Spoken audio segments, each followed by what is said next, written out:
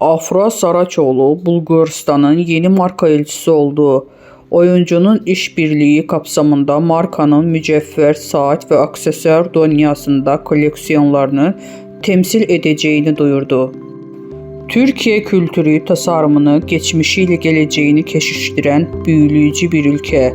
Afra Saraçoğlu'nun Bulgar ailesine katılmasının buradaki varlığımızı güçlendiren bir adım olmasını hedefliyoruz.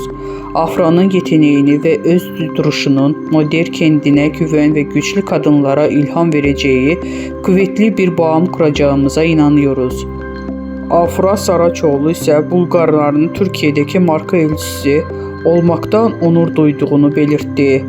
Bizden bu kadar arkadaşlar. Videoların devamını gelmesini istiyorsanız kanalımıza abone olmayı unutmayalım. Hoşça kalın.